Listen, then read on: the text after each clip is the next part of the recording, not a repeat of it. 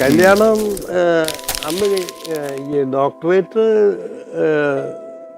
ചെയ്യുന്നതിന്റെ പ്രധാന സമയത്ത് ഞാൻ മാരീഡായിരുന്നു. അതായത് ഞാൻ 69 ഡോക്ടറേറ്റ് ആരംഭിച്ചു. ആരംഭിക്കുന്നതിന്റെ കുറച്ച് മുമ്പ് ഞാൻ ഏകദേശം ഒരു 5 വർഷം എൻ്റെ വൈഫിനെ കാൻഡിഡേറ്റിന് പരിചയപ്പെട്ടു. അവിടെ ചെന്ന ഉടനെ തന്നെ ജർമ്മനി ചെന്നൊരു 4 വർഷം കഴിഞ്ഞപ്പോഴാണ്. അതെ. 61 ചെന്നു. ഒരു 65 ആയപ്പോ കണ്ടു പരിചയപ്പെട്ടു. അല്ലാതെ വേറെ അതില് അത്ര വലിയ പ്രത്യേകത ഇല്ല. പക്ഷെ എന്നാലും ഒരു കണ്ണ് ഉണ്ടായിരുന്നു. എങ്ങനെയാ മീറ്റ് ചെയ്യാനിടയായത്? Accidental or some function? വാസ്തവത്തിൽ അന്നുണ്ടായിരുന്ന മലയാളികൾ വളരെ കുറവാണ്. പക്ഷെ ഒരു മീറ്റിങ്ങിന് ഇങ്ങനെ ഗാദറിങ്, അതില് ഒരു ദിവസം മുഴുവനും പ്രോഗ്രാം ഉണ്ടായിരുന്നു. അപ്പൊ അതിന്റെ ഇടയ്ക്ക് ബാസൽ എന്ന പട്ടണത്തില്, ബാസൽ യൂണിവേഴ്സിറ്റിയില് മെഡിസിൻ പഠിച്ചിരുന്നതായിരുന്നു ഈ Leonie she's A beautiful lady and sweet lady. Okay, I love her. Okay, അന്ന് കാണാഞ്ഞത് നന്നായി. മോന്റെ പ്രായമുള്ള എനിക്ക്. അപ്പോ ഞാൻ ഫ്രൈബുർഗിൽ പഠിച്ചിരുന്നു, ലയോണി ബാസിലിൽ പഠിച്ചിരുന്നു. 50 കിലോമീറ്ററേ അകലെയുള്ളൂ. പക്ഷെ അങ്ങനെ കണ്ടു, പരിചയപ്പെട്ടു. അന്നും ഈ വാട്സപ്പ് ഒന്നും ഇല്ല. അപ്പോ സ്വല്പം കത്തെഴുതുക. പക്ഷെ അതും ഒരു രസമാണ്. എഴുത്തുകാരനാകാൻ പറ്റും. ഞാൻ എഴുത്തുകാരനായത് അങ്ങനെയാ. എന്റെ ഭാര്യയ്ക്ക് എഴുതിയ എഴുത്തുകളെല്ലാം കൂടെ ഒരു ഇത്ര ഏതാണ്ട് 100-200 ചില്ലുവാനം എഴുത്തുകളുണ്ടായിരുന്നു. അതെല്ലാം കൂടെ ഇതൊക്കെ പ്രായപൂർത്തിയായി കഴിഞ്ഞപ്പം മകൾക്ക് കൊടുത്തു. അമ്മ, നിന്റെ അപ്പൻ എഴുതിയ പ്രേമലേഖനങ്ങളാ, നീ വായിച്ചു പഠിക്കുന്നു പറഞ്ഞ്. 2018 വെള്ളപ്പൊക്കത്തിലെല്ലാം വെള്ളത്തിൽ ഒലിച്ചു പോയി. കത്തുകൾ മുഴുവൻ നഷ്ടപ്പെട്ടു പോയി. വീട്ടിൽ വെള്ളം കയറി. ലയോണിയുടെയിലൊക്കെ എഴുത്തുകളുണ്ടോ അന്ന് സാർ എഴുതി വെച്ചിരുന്ന? അല്ല, അപ്പൊ ഇതൊരു കാര്യം. പണ്ട് Nehru letters to my daughter Nehru നേരിട്ട് കൊടുത്തു. ഇത് അമ്മ വഴി കൊടുത്തു. നല്ല കാര്യം. ആ എഴുത്തുകളൊന്നുമില്ല. പക്ഷെ ഞാന് എഴുതിയ എഴുത്തുകളുടെ പല കാര്യങ്ങളും ഇപ്പോഴും പറയും. ഞാനും ലയോണി എഴുതിയിരുന്നത് ഞാനും പറഞ്ഞില്ലെങ്കിൽ എനിക്ക് ഒരുപാട് ഓർമ്മകളുണ്ട്. അതൊക്കെ ടച്ചിങ് ടൈമാണ്. നിങ്ങളുടെ റിലേഷൻഷിപ്പിൽ ആക്ച്വലി ബോണ്ടേജ് വരുന്നത് ഈ കത്തുകളുടെ ഒരു വലിയ ഇൻഫ്ലുവൻസ് ഉണ്ട്. ഏണസ്റ്റ് ആയിട്ടിരുന്ന് ആലോചിച്ച് ഇരുന്ന് എഴുതി വെച്ചിരിക്കുന്ന അതിൽ നിന്നൊരു സ്ട്രോങ് റിലേഷൻഷിപ്പ് ബിൽഡ് ചെയ്തിട്ടുണ്ട്. പെട്ടെന്ന് ക്വിക്ക് മെസ്സേജിനേക്കാൾ കൂടുതലായിട്ട് ഈ ആലോചിച്ചിരുന്ന് എഴുതി ഉണ്ടാക്കിയത് അതാണ് ഇപ്പോഴത്തേക്കായി ഇപ്പൊ ഒരു സ്വല്പം വ്യത്യാസം. Impact is huge, major. That's what I feel. Okay, അപ്പൊ അങ്ങനെ എഴുത്തുകൾ കിട്ടും. പിന്നെ വല്ലപ്പോഴും ടെലിഫോൺ വിളിക്കും. ടെലിഫോൺ എക്സ്പെൻസീവ് ആയിരുന്നു അല്ലേ? എക്സ്പെൻസീവ്. ഓക്കെ. പിന്നെ സ്വന്തമായിട്ട് ടെലിഫോൺ ഇല്ലല്ലോ, മൊബൈൽ ഇല്ല, മുറിയിലും ഇല്ല. ഓക്കെ. അന്ന് ഈ പുറത്ത് ഇതുണ്ടായിരുന്നു, ടെലിഫോൺ സെൽസ്. ഓക്കെ, നമ്മുടെ ബൂത്തുകള്. അതെ, കോയിനിട്ട് വിളിക്കാം. മറ്റേ കോയിനുള്ള ബൂത്തിന്റെ അവിടെ ഈ സമയത്ത് വെയിറ്റ് ചെയ്യാൻ പറഞ്ഞു വെക്കണം, ടൈമിന് അല്ലേ? അതെ. ഓക്കെ. അപ്പൊ എന്റെ കോളാണോ എന്നുള്ള അറിയണമെന്നുണ്ടെങ്കിൽ അവർക്ക് ബുദ്ധിമുട്ടാ അല്ലേ? കോൾ എടുത്ത്, കാരണം പബ്ലിക് ബൂത്ത് തൊട്ട് വേറൊരു പബ്ലിക് ബൂത്തിലേക്കാണ് വിളിക്കുന്നത്. അവിടെ ഒന്നിലധികം ആൾക്കാർ ഒരുപക്ഷെ ഈ കോളിന് കാത്തു നിൽപ്പുണ്ടാവും. ആരുടെ കോളാണെന്ന് അറിയണമെന്നുണ്ടെങ്കിൽ ആരെങ്കിലും പോയി എടുക്കണം. വളരെ കോംപ്ലിക്കേറ്റഡ് സിറ്റുവേഷൻ. എങ്ങനെയെങ്കിലും അത് മാനേജ് ചെയ്യാം. ഓക്കെ, മറക്കുകയാണ്.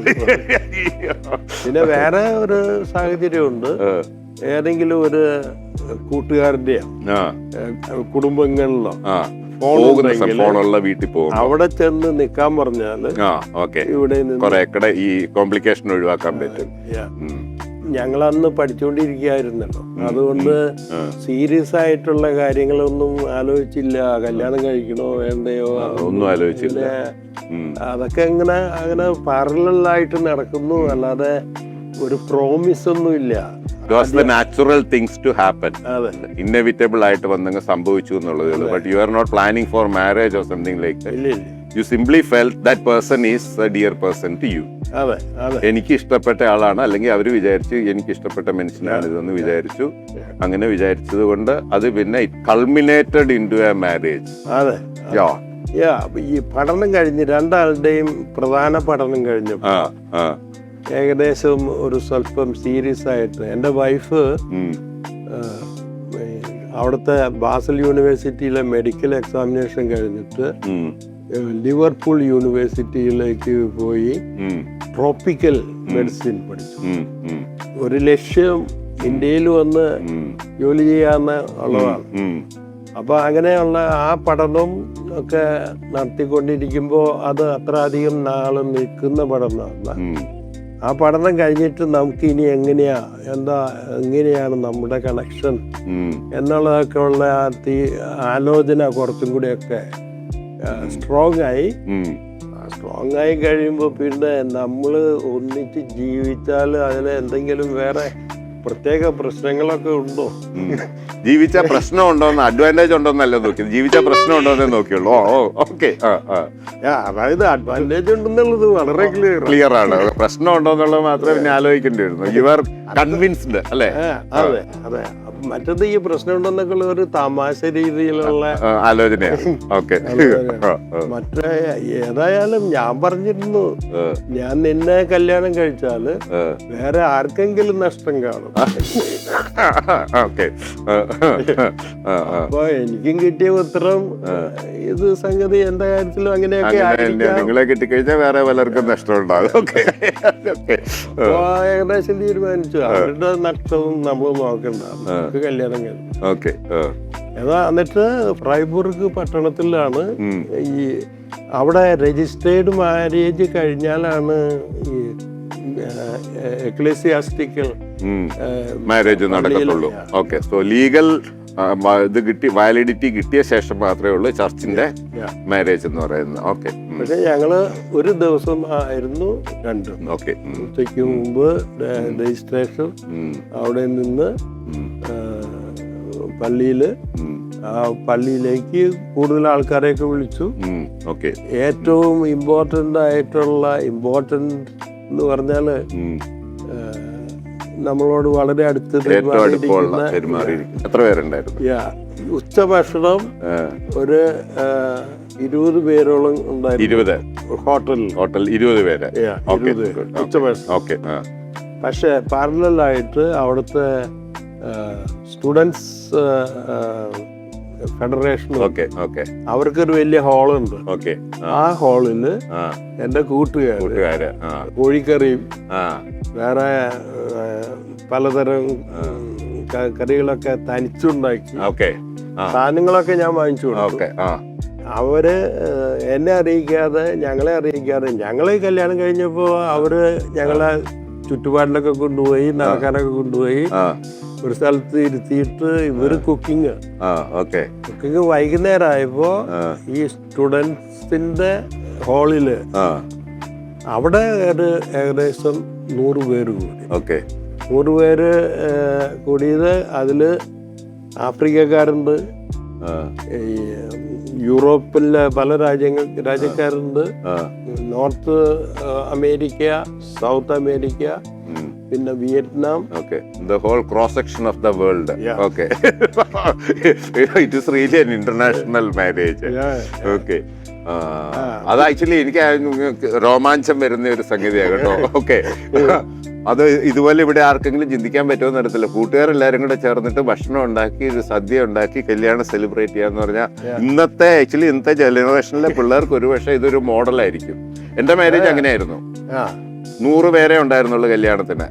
പട്ടാള ക്യാമ്പ് വെച്ചായിരുന്നു. അന്ന് ഗൗരി ഞാനും തമ്മിൽ ട്രെയിനിൽ വെച്ച് കണ്ടു. ട്രെയിനിൽ നിന്ന് കിട്ടിയതാന്ന് പറയും. ട്രെയിനിൽ വെച്ച് കണ്ടു. കുറെ നാളിങ്ങനെ 10-200 എഴുത്ത് എഴുതി. എന്ന് പറയുമ്പോൾ ഏകദേശം 1 വർഷത്തോളം എഴുത്തുകൾ എഴുതിക്കൊണ്ടിരുന്നു. അത് കഴിഞ്ഞ് കഴിഞ്ഞപ്പോൾ കല്യാണം കഴിക്കാമെന്ന് തീരുമാനിച്ചു. Entirely different. She was of higher rank, ഞാൻ different rank. 2 service. She was in the army, I was in the air force. She was working in Pune, I was in Hyderabad.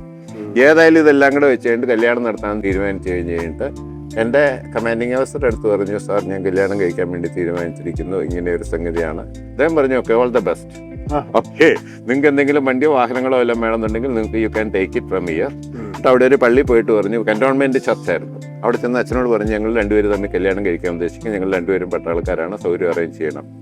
പറഞ്ഞു, അത് ക്രിസ്ത്യൻ മാരേജ് ആക്ട് പ്രകാരം ചെയ്യണം, ആരെങ്കിലും ഒരാൾ ക്രിസ്ത്യാനിയാണെന്ന് ഒരു കുറി പള്ളിയിൽ നിന്ന് കൊണ്ടുവരണം. അപ്പം ഞാൻ പള്ളിയിൽ പോയി കുറി വാങ്ങിച്ചു കൊണ്ടുവന്ന് ഈ അച്ഛന് കൊടുത്തു. മറ്റേ ആളിനെ ബാപ്റ്റൈസ് ചെയ്യാന്ന് പറഞ്ഞു. അപ്പൻ്റെ അനിയന് ഫാദർ കാടങ്കാവിൽ, ഡോക്ടർ കാടങ്കാവിലുണ്ട്. അദ്ദേഹം പറഞ്ഞു, ഞാൻ അവിടെ വന്ന് കല്യാണം നടത്തി തരാമെന്ന് പറഞ്ഞു. അദ്ദേഹം വന്നു കഴിഞ്ഞപ്പോൾ നിനക്ക് ക്രിസ്ത്യാനി ആണോ എന്ന് ചോദിച്ചു. ആകാമെന്ന് പറഞ്ഞു. അവള് ക്രിസ്ത്യാനിയാ, മാമോദീസ. 5 കൂദാശകളും ഒരുമിച്ച് എന്താ മാമോദീസ, കുംഭസാരം, കുർബാന, വിവാഹം, സ്ഥൈര്യലേപനം, ഇങ്ങനെ 5 കൂദാശകള് ഒരേ ദിവസം തന്നെ ഇയാളിന് 2 ദിവസം കൊണ്ട് 5 കൂദാശകൾ കൊടുത്തു. പട്ടം വേണ്ടായിരുന്നു. പിന്നെ ഇൻസിഡന്റലി മരിക്കാറായ സമയത്ത് ഈ അച്ഛൻ തന്നെ വന്ന അന്ത്യകൂദാശ തിരുപ്പട്ട ഒഴികെയുള്ള എല്ലാ കൂദാശയും ഭാര്യയ്ക്ക് കൊടുക്കാൻ വേണ്ടി അച്ഛന് അവസരം കിട്ടി. അതൊരു, ഞാൻ പറഞ്ഞില്ലേ, സംവിധായകന്റെ പ്ലാനാണ്. അച്ഛന് അത് ചെയ്യണം എന്നുള്ളത് എനിക്ക് തോന്നുന്ന വളരെ അപൂർവം വൈദികർക്കായിരിക്കും അങ്ങനെ ഒരു അവസരം കിട്ടിയിരിക്കുക.